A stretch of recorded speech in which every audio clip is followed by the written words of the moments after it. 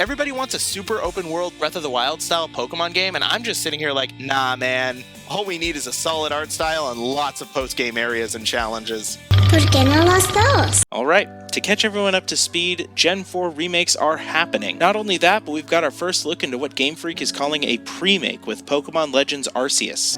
This is some of the biggest news we've ever gotten within this franchise. So, let's start with the remakes. Okay, we have to address the elephant in the room. The art style. I hate to say this, guys, but this art style looks really good. Seriously, I love the chibi art style they're going with for these games. It's very reminiscent of the originals from 10 years ago. It really feels like these old games were brought into 3D faithfully. I know a lot of people are going to disagree with me on this one, but that's my take. I ended up just really liking what they're doing with the art style for these games. I think it works a lot better than trying to place anime characters in realistic styled backgrounds like Sword and Shield did. I like it when Pokemon games take a more stylized approach like Mystery Dungeon DX or the Let's Go games. The thing that I'm most excited for, however, is that these remakes are not being developed by Game Freak. Let me explain. Before these games were announced, when it came to discussions surrounding Gen 4 remakes, I was always extremely cautious. It seems that ever since X and Y, Game Freak has been trying to get away with putting less and less features in these games. I won't say that that is entirely out of laziness. In fact, with Sword and Shield, it was more of a matter of trying to make a more balanced metagame. But that doesn't change the fact that a lot of these games feel very shallow compared to their DS and GBA counterparts. This generation was a huge part of my childhood, and since they're getting remade, I'd like to see them be done justice.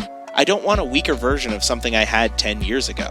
My speculation is that they're doing this because of creative burnout. For a long time, the formula of what a Pokemon game had to be was making it very hard to inject new life into the series. I'll get into this more when I talk about Legends, but it seems like Game Freak is finally going to get the chance to do something new with the Pokemon IP. It's good that the reins of these remakes are being handed off to a new company. We desperately need some new blood in this series.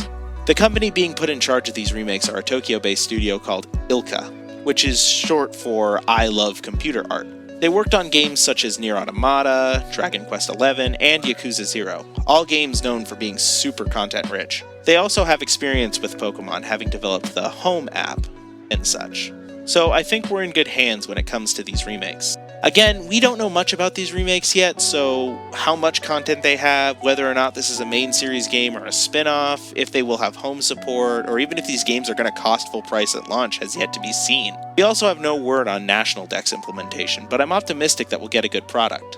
I'm really not worried about this one as much. No, believe it or not, I'm actually more concerned about Legends. First, let's get this part out of the way.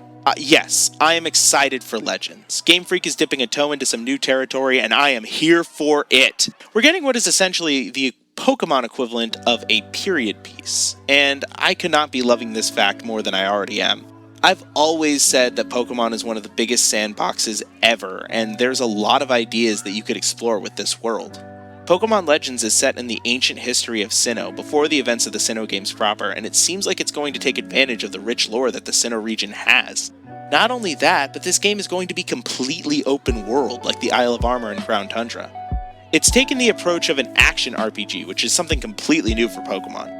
Seriously, there's a dodge roll and everything, it's great. Game Freak has been leaning a lot into their stories in recent games, and I feel more open to them now that we're getting this as well as a proper remake. It feels like they're making a game that they want to make instead of sticking to a rigid formula of what Pokemon games have to be. That being said, I hope this is a passion project, because this game will not work if there are any cut corners. Game Freak cannot afford to pull another Sword and Shield here. I'm excited for this game, but also concerned. Cautiously optimistic, if you will. I'll be keeping my eye out for news regarding these games, but for now, this is all I have to report. Like I said, I'm super excited for these games. I really like the fact that Pokemon is attempting to tackle more unique ideas instead of just being standard fare, and whether these games succeed or fail, I hope that they will continue to innovate like this in the future. Like I said, we're heading into a new direction with the series, and I can't wait to see where it goes. Thank you for watching. Also, Pyra and Mithra for Smash, that's pretty cool.